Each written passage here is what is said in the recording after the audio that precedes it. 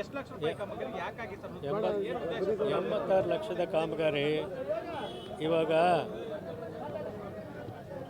ಯಾರೇ ಒಬ್ಬ ವ್ಯಕ್ತಿ ಇತಿಹಾಸ ತಿಳಿದೇನೆ ಇತಿಹಾಸವನ್ನು ಸೃಷ್ಟಿ ಮಾಡೋದಕ್ಕಾಗೋದಿಲ್ಲ. ಇದು ಈ ಬಸ್ ಸ್ಟ್ಯಾಂಡ್ ನಿಲ್ದಾಣ, ಈ KSRTC ಬಸ್ ನಿಲ್ದಾಣದಲ್ಲಿ ಆಟೋ ಸ್ಟ್ಯಾಂಡ್ ಇದ್ದದ್ದು ಇವತ್ತು ನೆನ್ನೆದಲ್ಲ. ಈ ಬಸ್ ಸ್ಟ್ಯಾಂಡ್ ಪ್ರಾರಂಭವಾಗಿ 35 ವರ್ಷದ ಮೇಲಾಯಿತು.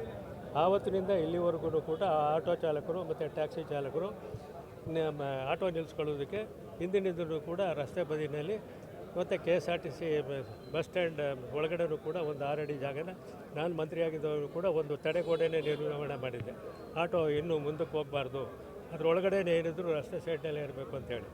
ಒಂದು KSRTC ಸೇರಿದ ಜಾಗ, ಇನ್ನೊಂದು ಎಕ್ಸಸ್ ಆಗಿರುವಂಥ ಫುಟ್ಪಾತ್ ಜಾಗ, ಅಂದರೆ ನ್ಯಾಷನಲ್ ಹೈವೇಗೆ ಅವರು ಪರ್ಮಿಷನ್ ಕೊಟ್ಟಿದ್ದಾರೆ. ಎಲ್ಲ ಆಗಿರುವಾಗ 6 ತಿಂಗಳಾದ ಮೇಲೆ ಇವಾಗ ಕೆಲಸ ಪ್ರಾರಂಭ ಮಾಡುತ್ತೆ. ಮೆಟೀರಿಯಲ್ಸ್ ತಂದು ಹಾಕಿದಾಗ ಏಕಾಏಕಿ ಬಂದು ಪುರಸಭೆಯ ಅಂದರೆ ನಗರಸಭೆಯ ಆಯುಕ್ತರು ಮೆಟೀರಿಯಲ್ಸನ್ನು ತುಂಬ್ಕೊಂಡು ಹೋಗಿ ಅವ್ರ ಆಫೀಸ್ ಹತ್ರ ಹಾಕಿದ್ರು. ಅದಕ್ಕೆ ಕಾರಣ ಏನು? ಇಷ್ಟು ದಿವಸದವ್ರಿಗೆ ಯಾಕೆ ಸುಮ್ಮನೆ ಇದ್ರಿ? ನೋಟಿಸ್ ಕೊಡ್ಬೋದಾಗಿತ್ತು. ಗುತ್ತಿಗೆದಾರ ಪ್ರೈವೇಟ್ ಗುತ್ತಿಗೆದಾರ ಅಲ್ಲ, ಸರ್ಕಾರದ ಗುತ್ತಿಗೆದಾರರು. ಸರ್ಕಾರದ ಗುತ್ತಿಗೆದಾರರ ಮೂಲಕನೇ ಮಾಡಿಸ್ತಾ ಇರೋದು, ನಿರ್ಮಿತಿ ಕೇಂದ್ರದ ಮೂಲಕ ಮಾಡಿಸ್ತಾ ಇರೋದು. ಅದು ಸರ್ಕಾರಿ ಸಂಸ್ಥೆನೇ ಆಗಿರುವಾಗ ಆ ಸರ್ಕಾರಿ ಸಂಸ್ಥೆಗೆ ನೋಟಿಸ್ ಕೊಡ್ಬೋದಾಗಿತ್ತು. ಅವರು ಯಾಕೆ ಕೊಡಲಿಲ್ಲ? ಇವತ್ತು ಏಕಾಏಕಿ ತುಂಬ್ಕೊಂಡು ಹೋಗ್ಬೇಕಾದ್ರೆ ಕಾರಣ ಏನು? ಸರ್ ರಾಜಕೀಯ ಪ್ರೇರಿತನ ಏನು? ಅದು ನಮ್ಗೆ ಗೊತ್ತಿಲ್ಲ. ಏನು ಕುಮಾರಸ್ವಾಮಿ ಅವ್ರು ಮಾಡಿಬಿಟ್ರೆ ಏನೋ ಕುಮಾರಸ್ವಾಮಿ ಅವ್ರಿಗೆ ಕಿರೀಟ ಬಂದ್ಬಿಡ್ತಿದೆ ಅಂತ ತಿಳ್ಕೊಂಡು ಹೋಗುವಂಥ ಜನ ಇದ್ದಾರೆ ಇವಾಗ. ಅದರಿಂದ ಪರ್ಮಿಷನ್ ಕೊಟ್ಟಿದ್ದಾರೆ. ಈಗಿರುವಾಗ ಅವ್ರಿಗೆ ನಾವು ಮದ್ದು ಕೊಡೋಕ್ಕಾಗೋದಿಲ್ಲ. ಅದರಿಂದ ಆಟೋ ಚಾಲಕರಿಗೆ ಸಂಕಷ್ಟಗಳನ್ನ ಆಲಿಸಿದ್ದೀವಿ. ಕಳೆದ 6 ತಿಂಗಳು ಬೇಸಿಗೆ ಬಿಸಿಲು, ಆ ಬಿಸಿಲಿನಲ್ಲಿ ನಿಲ್ಲಿಸ್ಕೊಳ್ತಾಯಿದ್ರು 4 ಮರ ತೆಗೆದ ಮೇಲೆ. ಇವಾಗ ಮಳೆಗಾಲ ಬಂತು, ಮಳೆಗಾಲದಲ್ಲೂ ಹೊಡಿತಾಯಿದೆ, ಒಳಗಡೆ ಕೂತ್ಕೊಳ್ಳೋಕ್ಕಾಗೋದಿಲ್ಲ. ಇವಾಗ ಶೆಲ್ಟರ್ ನಿರ್ಮಾಣ ಮಾಡಿಲ್ಲ ಅಂದರೆ ಅವ್ರಿಗೆ ರಕ್ಷಣೆ ಕೊಡೋರು ಯಾರು?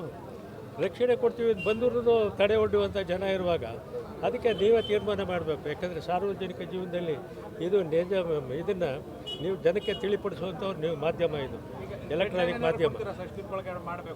ಹೌದು, ಟೈಮ್ ಇವಾಗ 10 ದಿವಸ ಟೈಮ್ ತಗೊಂಡಿದ್ದಾರೆ. DC ಅವ್ರ ಜೊತೆ ನಾನು ಮತ್ತು ಅಧ್ಯಕ್ಷರು ಇಬ್ಬರು ರಮೇಶ್ ಅವರು ಮಾತಾಡಿದ್ದೀವಿ. 10 ದಿವಸ ಟೈಮ್ ಕೊಡಿ, ನಾನು ಒಂದು ಸಮಿತಿ ಮಾಡ್ತೀನಿ.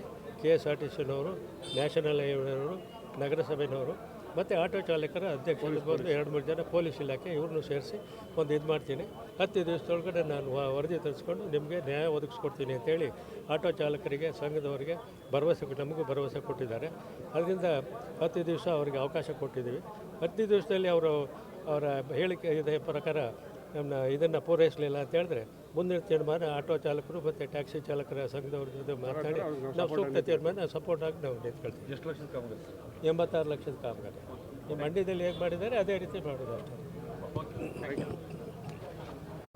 ಅಣ್ಣ, ನಾವು ಮದ್ದೂರಿನ ಆಟೋ ಚಾಲಕರು KSRTC ಬಸ್ ನಿಲ್ದಾಣದಲ್ಲಿ ಕನಿಷ್ಠ 6 ತಿಂಗಳ ಕೆಳಗೆ ಕುಮಾರಸ್ವಾಮಿ ಅವರ ಒಂದು ಸಂಸದರ ನಿಧಿಯಿಂದ ಒಂದು ಮೇಲ್ಚಾವಣಿ ಮಾಡೋಕ್ಕೆ ಆಟೋ ಚಾಲಕರಿಗೆ ಮಾಡಿದ್ರು. ಅವತ್ತು ಶುರುವಾದಾಗ ಒಬ್ಬರೂ ಬಂದಿರಲಿಲ್ಲ, ಯಾರೂ ಬಂದು ಕ್ವಶನೂ ಮಾಡಲಿಲ್ಲ. ಯಾವ ಇಲಾಖೆ ಇರಲಿ, ಯಾವ ಅಧಿಕಾರಿ ಇರಲಿ, ಏನೂ ಮಾಡಲಿಲ್ಲ. ಅವ್ರು ಬಂದಿದ್ದಾಗ ಪೊಲೀಸ್ನವರು ಇದ್ದರು, ಅವ್ರಿಗೆ ಸೆಕ್ಯೂರಿಟಿ ಕೊಟ್ಟರು, ಬಂದರು, ಅವ್ರ ಕೆಲಸ ಮುಗಿಸಿದ್ರು, ಉದ್ಘಾಟನೆ ಮಾಡಿಟ್ಟು ಹೋದ್ರು. ಹೋಗಿ ಅದಾದಮೇಲೆ ಮರ ಕಡಿಬೇಕು ಅಂತ ಹೋದಾಗ ಮರ ಕಡಿಲಿಕ್ಕೆ ಹೆಚ್ಚು ಕಮ್ಮಿ ನಾವು 5 ತಿಂಗಳು ತಗೊಂಡಿದ್ದೀವಿ. ಆ ಥರದ ಅರಣ್ಯ ಇಲಾಖೆ ಅಧಿಕಾರಿಗಳು ಮತ್ತು ಇಡೀ ಸಮಾಜ ದಿನ ಕಂಪ್ಲೇಂಟ್ ಕೊಡ್ತಾರೆ ಅಂತಾರೆ. ನಾವು ಕಡಿಕೆ ಬಿಡಲಿಲ್ಲ. ಒಟ್ಟಿನಲ್ಲಿ ಕೊನೆಗೂ ಪರ್ಮಿಷನ್ ತಗೊಂಡು ಹೋರಾಟ ಮಾಡಿ ಅಲ್ಲಿಗೆಲ್ಲ ಸ್ಟ್ರೈಕ್ ಮಾಡಿ ಅವರು ಟೆಂಡರ್ ತಗೊಂಡು ಮರ ಕಡಿಗೆ ಪ್ರಯತ್ನ ಮಾಡಿದ್ರು. ಅದು ಎಲ್ಲ ಮುಗಿದು ಇನ್ನೊಂದು ಉಳ್ಕೊಬಿಡ್ತು ಕೊನೆಗೆ. ಅದಕ್ಕೋಸ್ಕರ 1 ತಿಂಗಳಕ್ಕಾದ್ರು. ಈಗ ಎಲ್ಲ ಮುಗೀತು, ಎಲ್ಲ ಆಗಿ ಕಾಮಗಾರಿ ಸ್ಟಾರ್ಟ್ ಮಾಡಿದ್ರು. ಮೊನ್ನೆ ಪಿಲ್ಲರ್ ಹಾಕೋಕ್ಕೆ ಅಂತೇಳಿ ಗುಂಡಿ ತೆಗೆದಿದ್ರು. ಗುಂಡಿ ತಗೋ ನಗರಸಭೆ ಇವರು ಅಧಿಕಾರಿ ಬಂದರು, ಅವರು ಮೇಡಮ್ ಅವ್ರು ಬಂದು ನೋಡಪ್ಪ ನೀವು ಮಾಡಬೇಡಿ, ನಾವು ಪರ್ಮಿಷನ್ ಕೊಡಲಿಲ್ಲ ಅಂತ ಹೇಳಿದ್ರು. ಇವರು ಕಾಂಟ್ರಾಕ್ಟ್ದವ್ರು ಮತ್ತು ಇಂಜಿನಿಯರು ಪರ್ಮಿಷನ್ ತಗೊಂಡಿರೋದನ್ನು ತೋರಿಸಿದ್ರು ಅವ್ರಿಗೆ. ಇದು ನಮ್ಗೆ ಸಂಬಂಧಪಟ್ಟಿದ್ದೆಲ್ಲ, ಈಗ ಕೊಡಿ, ನಮಗೆ ಫುಟ್ಪಾತ್ ತೆರವು ಆಗ್ಬಿಟ್ಟೆ, ತೆರವುಗೊಳಿಸ್ಬೇಕು, ನಮ್ಗೆ ಹೈಕೋರ್ಟ್ ಆರ್ಡ್ರ್ ಆಗಿದೆ, ಅಲ್ಲಿಂದ ಮೇಲ್ಗಡೆ ಆರ್ಡ್ರ್ ಆಗಿದೆ, ನಮ್ಗೆ ಮಾಡೋಕ್ಕೆ ಬರೋಲ್ಲ, ಇದು ನೀವು ನಿಲ್ಲಿಸಿ ಕೆಲಸವ ಅಂತಂದರು. ಆಮೇಲೆ ಏನೋ ಒತ್ತಾಯ ಮಾಡಿ ಯಾರೋ ಫೋನ್ ಮಾಡಿಸಿದ್ರು. ಅವರು ಆಯಿತು ಮಾಡ್ಕೊಂಡು ಒಂದೆರಡು ಸುಮ್ಮನೆ ಆದರು, ಎಲ್ಲ ಕೆಲಸ ಮುಗಿಸಿದ್ರು. ಎಷ್ಟು ವರ್ಷದಿಂದ ಆಟೋ ಸ್ಟ್ಯಾಂಡ್ ಅಲ್ಲಿ ಒಂದು ಕನಿಷ್ಠ 35-40 ವರ್ಷದಿಂದ ಅದೇ ಸರ್. ಏನು ಹೇಳ್ತೀರಿ ರಾಜಕೀಯ ಉದ್ದೇಶ ಏನು? ಇದು ಬಹುಪಾಲು ಸರ್ ಈ ಕೆಲಸ ಇವತ್ತು ನಿಂತಿರೋದಕ್ಕೆ ಅಲ್ಲಿ ನಮ್ಮ ನಗರಸಭೆಯ ಮೇಡಮ್ ಏನಿದ್ದಾರೆ ಅವರು ಇದು ಸಂಪೂರ್ಣ ರಾಜಕೀಯ ಪ್ರೇರಿತವಾಗಿ ನಮ್ಮ ಬಂದು ತಡೆದು ಅಲ್ಲಿ ಸಾಮಗ್ರಿಗಳನ್ನು ದೌರ್ಜನ್ಯದಿಂದ ನಾವೆಷ್ಟು ಕೇಳ್ಕೊಂತೀವಿ, ತಡಿತಾ ಇದ್ದೀವಿ. ಅವ್ರು ಏನು ಉದ್ದಡದಿಂದ ಪೊಲೀಸ್ ಇಲಾಖೆ ಕರ್ಕೊಬಂದರು. ಪೊಲೀಸ್ನವರು ನೀವೇನೋ ಮುಟ್ಟೋರೆ ಮಾರಿದ್ರೆ ಹಂಗೆ ಮಾಡ್ತೀವಿ, ಹಿಂಗೆ ಮಾಡಿ ಎದುರಿಸಿದ್ರು.